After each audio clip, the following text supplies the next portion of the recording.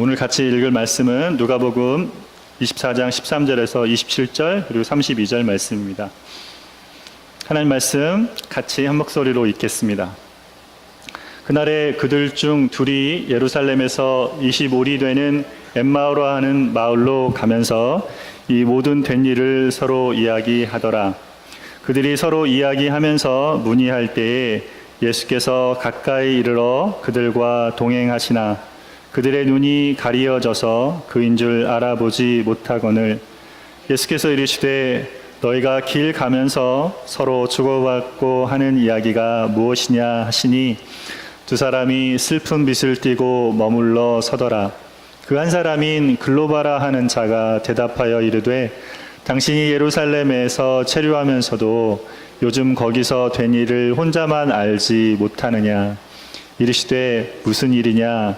이르되 나사렛 예수의 일이니 그는 하나님과 모든 백성 앞에서 말과 일에 능하신 선지자이거늘 우리 제사장들과 관리들이 사형 판결에 넘겨주어 십자가에 못 박았느니라. 우리는 이 사람이 이스라엘을 속량할 자라고 바랐노라. 이뿐 아니라 이 일이 일어난 지가 사흘째요. 또한 우리 중에 어떤 여자들이 우리로 놀라게 하였으니 이는 그들이 새벽에 무덤에 갔다가 그의 시체는 보지 못하고 와서 그가 살아나셨다 하는 천사들의 나타남을 보았다 함이라. 또 우리와 함께한 자 중에 두어 사람이 무덤에 가 과연 여자들이 말한 바와 같음을 보았으나 예수는 보지 못하였느니라 하거늘 이르시되 미련하고 선지자들의 말한 모든 것을 마음에 더디 믿는 자들이여 그리스도가 이런 고난을 받고 자기의 영광에 들어가야 할 것이 아니냐 하시고 이에 모세와 모든 선지자의 글로 시작하여 모든 성경에 쓴 바 자기에 관한 것을 자세히 설명하시니라. 그들이 가는 32절 읽겠습니다. 그들이 서로 말하되 길에서 우리에게 말씀하시고 우리에게 성경을 풀어주실 때에 우리 속에서 마음이 뜨겁지 아니하더냐 하고 아멘.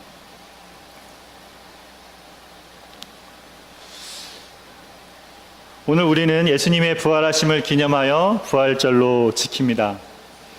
예수님은 죽음을 이기시고 부활하심으로 부활의 첫 열매가 되셨습니다. 보통 북경일을 기념할 때는 그날이 가진 의미를 기억하는 일을 합니다. 근데 예수님을 믿는 우리에게 부활절은 단순히 그날의 의미를 기억하는 날로 그칠 날이 아닙니다. 예수님이 부활하셨구나 하는 것을 기억하는 것이 전부가 아닙니다. 그것을 넘어서 부활절은 예수님의 부활을 믿는 우리에게 부활의 신앙을 갖고 살게 하신 것을 생각해야 하는 날입니다. 여러분, 부활신앙이 무엇입니까? 예수님께서 사망의 권세를 이기셨다는 것을 믿는 것입니다. 그렇게 살아난 예수님과 함께 우리의 죽은 심령도 살아났다는 것을 믿는 것입니다.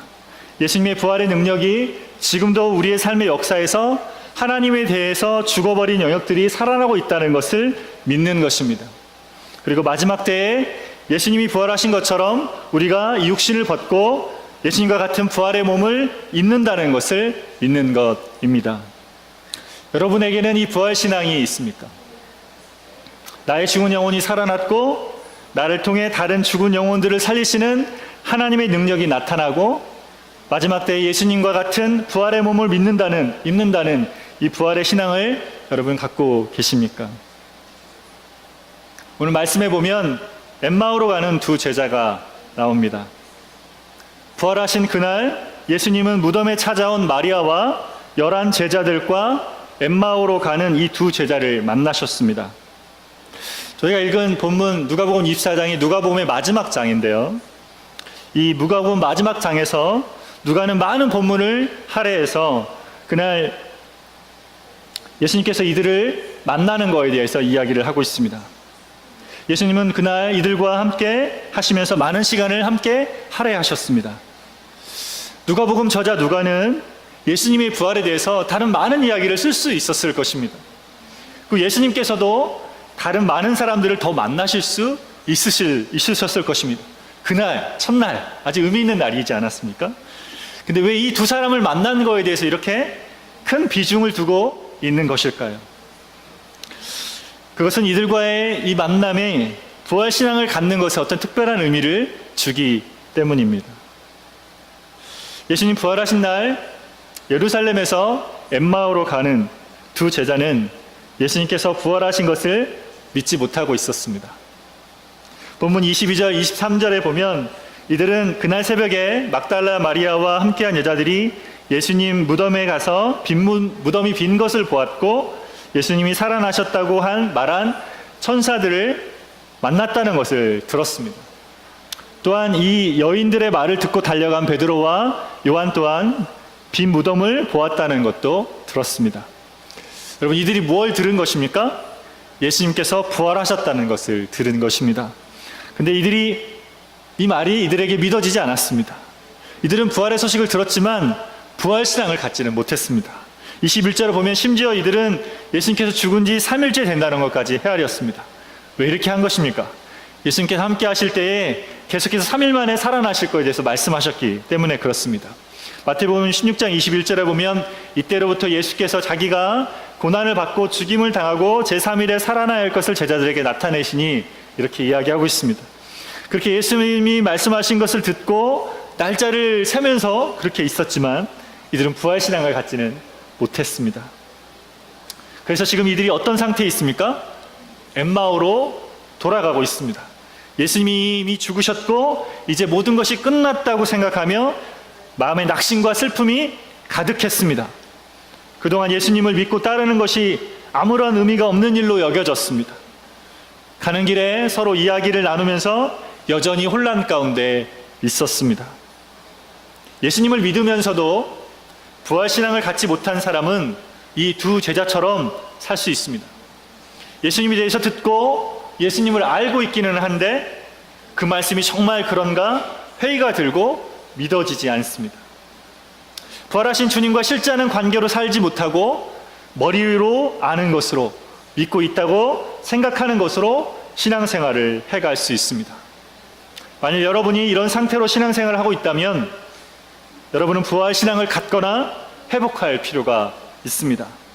엠마오로 가는 두 제자와 같은 마음으로 예수님을 믿고 있는 자리에서 벗어날 필요가 있습니다.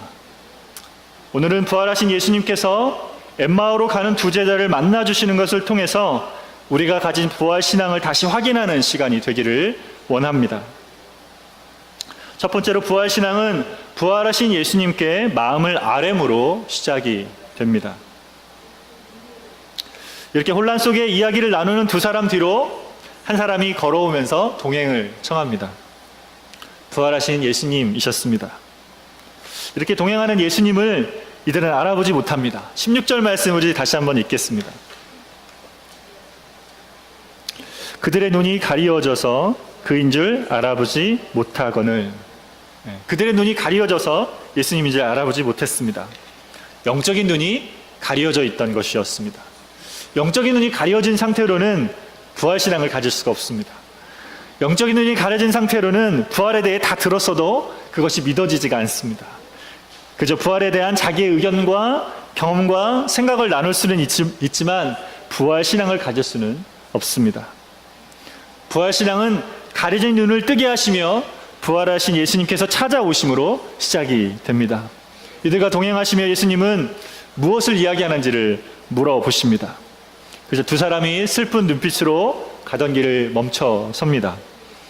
되어진 일을 생각하며 설명하느니 마음속에 묻어진 슬픔이 올라왔습니다. 그 중에 글로바라는 사람이 예수님께서 이렇게 물어보신 예수님을 비난합니다.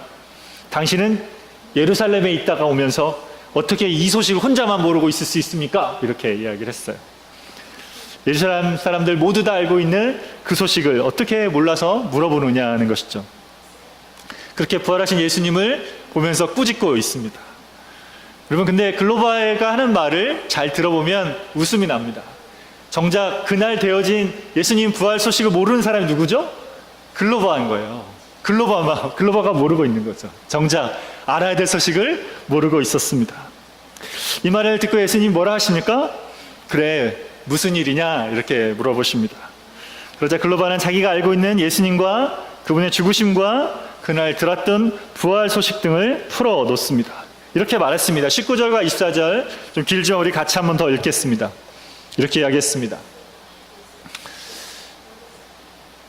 이르시되 무슨 일이냐? 이르되 나사렛 예수의 일이니 그는 하나님과 모든 백성 앞에서 말과 일에 능하신 선지자이거늘 우리 대제사장들과 관리들이 사형 판결에 넘겨주어 십자가에 못 박았느니라. 우리는 이 사람이 이스라엘을 속량할 자라고 바랐노라. 이뿐 아니라 이 일에 일어난 지가 사흘째요. 또한 우리 중에 어떤 여자들이 우리로 놀라게 하였으니 이는 그들이 새벽에 무덤에 갔다가 그의 시체는 보지 못하고 와서 그가 살아나셨다는 천사들의 나타남을 보았다 함이라. 또 우리와 함께한 자 중에 두어 사람이 무덤에 가 과연 여자들이 말한 바와 같음을 보았으나 예수는 보지 못하였느니라 하거늘. 여러분, 굉장히 자세하게 장황하게 설명하고 있죠. 여러분, 이 글로바의 말을 이렇게 보고 나면 지금 이 사람이 지금 뭘 이야기하는지 우리가 좀 생각해 볼 수 있습니다. 그리고 글로바가 지금 뭔가를 자기의 있는 마음을 드러내고 있는 것을 보게 됩니다. 부활하신 예수님을 앞에 두고 지금 예수님의 부활을 믿지 못하는 자신의 모습을 드러내 보이고 있습니다. 빈 무덤과 예수님 부활하셨다는 천사의 말을 들었지만 그것은 자신과는 아무런 상관이 없는 것이라고 지금 말하는 것이죠. 왜 이런 것입니까? 그렇게 많은 사실을 알고 있고 부활의 소식을 들었어도 24절에 있는 것처럼 부활하신 예수님을 보지 못해서 그렇습니다. 부활신앙은 부활하시는 예수님을 만났을 때 시작이 됩니다. 부활하신 예수님은 이렇게 두 제자와 동행하며 그들의 말을 다 들어주십니다. 글로바가 드러내는 슬픔과 혼란을 받아주셨습니다. 그가 알고 있고 이해하는 예수님에 대한 것도 들어주셨습니다. 그렇게 이야기를 들어주시며 예수님은 지금 이들의 마음속에 있는 것들이 드러나게 하셨습니다. 여러분, 왜 이렇게 하신 겁니까? 이들의 눈을 가리고 있는 이들의 눈을 뜨게 하려고 하는 것입니다. 무엇을 믿지 못하는 것인지, 어떤 부분이 잘못된 것인지를 알게 하시려고 그렇게 하신 것입니다. 마음에 품고 있는 의심과 회의를 가지고는 부활신앙을 가질 수 없기 때문에 그것을 알게 하려고 하신 것입니다. 부활하신 예수님은 그렇게 우리와 관계하십니다. 우리가 예수님을 향해 가진 마음을 주님께 아뢰고 나누기를 원하십니다. 우리 마음 안에 있는 것들이 무엇인지, 무엇을 슬퍼하고 있고 혼란스러워하고 있는지를 나누기를 원하십니다. 주님을 알고 믿고 있긴 하지만 여전히 가지고 있는 의문과 회의를 드러내 보이기를 원하십니다. 부활주일에 주님께 나오시면서 여전히 마음에 무거움을 가지고 있으십니까? 예수님의 부활이 우리에게 주시는 기쁨과 소망을 여러분 회복하게 되시기를 바랍니다. 그것은 부활하신 주님 앞에서 우리의 마음에 있는 것들을 말할 때 되어집니다. 마음속에 있는 주님을 향한 실망하는 마음이 있으십니까? 그것을 말하시기를 바랍니다. 주님께서 해결해 주지 못한 일들에 대한 원망함이 있습니까? 주님께서 살아계시지 않은 것 같은 일들을 경험하면서 주님을 향한 마음이 닫혀 계시지는 않으십니까? 그것을 주님께 말씀드리기를 바랍니다. 그런 마음을 정직하게 아뢰을 때 부활의 주님은 함께 하시며 그것을 들어주십니다. 부활하신 예수님은 이렇게 낙담과 슬픔 가운데 걸어가고 있는 우리를 찾아오십니다. 오늘 이 자리에 이렇게 여러분을 찾아오시는 부활하신 주님을 뵙고 주님께 여러분 안에 있는 이런 마음들을 다 아뢰시기를 바랍니다. 그런 자리에서 부활의 주님을 만나며 부활의 신앙을 새롭게 갖고 회복하는 저 여러분 되시기를 바랍니다. 두 번째로, 부활의 신앙은 성령의 감동으로 말씀을 깨달을 때 갖게 됩니다. 이들은 자신들이 가진 이해, 자신들의 슬픔과 혼란스러움을 이렇게 다 표현했습니다. 그때 예수님께서 뭐라 말씀하십니까? 25절 말씀을 같이 읽겠습니다. 25절, 이르시되 미련하고 선지자들의 말한 것을 마음에 더디 믿는 자들이여 했습니다. 예수님 뭘 하셨습니까? 미련한 자, how foolish, 미련한 자 그랬습니다. 여러분, 예수님이 이 악한 자들아 이렇게 하지 않으셨고요. 미련한 자 그랬습니다. 왜 미련하다 그런 거죠? 마음에 말씀을 더디 믿기 때문에 그렇습니다. 무엇을 더디 믿었습니까? 선지자들이 말한 모든 것을 더디 믿었습니다. 사실 이들은 선지자들이 한 말을 믿고 있긴 했지만 부분적으로 믿고 있었습니다. 이들은 선지자들 말로부터 영광의 메시아만을 믿었습니다. 다윗의 왕위를 이어서 영광스러운 왕으로 오실, 그래서 이스라엘을 회복할 메시아만을 믿었습니다. 이것은 선지자가 말한 모든 것이 아니었습니다. 이들은 선지자들이 말한 것 중에서 고난받는 메시아에 대해서는 눈을 감아버렸습니다. 예수님께서 계속해서 이것에 대해서 말씀하셨지만 이것에 대해서는 더디 믿고 있었던 것입니다. 믿고 싶지 않은 것은 눈을 감아버렸던 것이죠. 그래서 예수님은 그 자리에서 이들에게 말씀을 풀어주십니다. 27절에 보면 이에 모세와 및 모든 선지자의 글로 시작하여 모든 성경에 쓴 바 자기에 관한 것을 자세히 설명하시니라 라고 되어 있습니다. 모세와 선지자의 글에 있는 성경에 나타난 예수님에 대한 말씀을 자세히 풀어주십니다. 성경에 어디부터 예수님에 대한 이야기가 나옵니까? 창세기 3장 15절부터 나오죠. 원시복음이라고 말하는. 하나님께서 사단이었던 뱀을 정죄하시면서 이렇게 말씀하셨죠. 여자의 후손은 내 머리를 상하게 할 것이요 너는 그의 발꿈치를 상하게 할 것이다 라고 말했습니다. 이 말씀이 무엇인지 풀어주셨을 겁니다. 사단이 예수님을 십자가에 죽게 함으로 예수님의 발꿈치를 상하게 할 것이지만 여자의 후손이 예수님은 십자가에서 사단의 머리를 상하게 하셨다는 것을 설명해 주셨을 것입니다. 이것을 시작으로 구약의 말씀 속에 있는 예수님에 대한 구절들을 차례로 풀어주셨을 것입니다.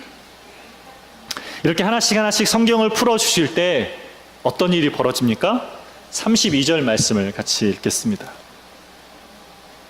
그들이 서로 말하되 길에서 우리에게 말씀하시고 우리에게 성경을 풀어주실 때에 우리 속에서 마음이 뜨겁지 아니하더냐 하고, 여러분, 말씀을 풀어줄 때 이들의 마음 가운데 어떻게 됐다고요?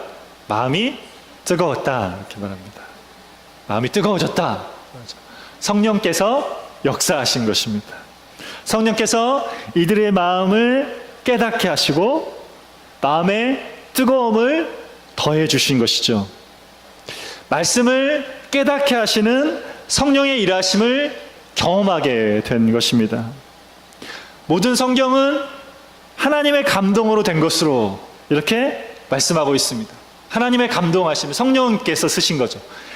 성경의 저자는 성령 하나님이십니다. 그분께서 성경을 쓰는 사람들의 마음을 감동해서 기록하게 하셨습니다. 그래서 말씀에 대한 이해를 누가 줍니까? 말씀을 깨닫게 하시는 분이 누구시죠? 성령 하나님이십니다. 성령께서 깨닫게 하지 않으시면 아무도 말씀을 깨달아 알 수가 없습니다. 예수님께서 말씀을 풀어주실 때 이들에게 감동이 있었습니다. 마음이 뜨거웠습니다. 이들의 마음에 뜨거움을 느낀 것이죠. 이 감정은 자연적인 감정이 아니었습니다. 성령께서 주시는 감동이었습니다. 여러분, 우리의 신앙은 머리로 이해하는 것만 할 수 있는 게 아니죠. 신앙은 마음의 자리에 거하는 것입니다.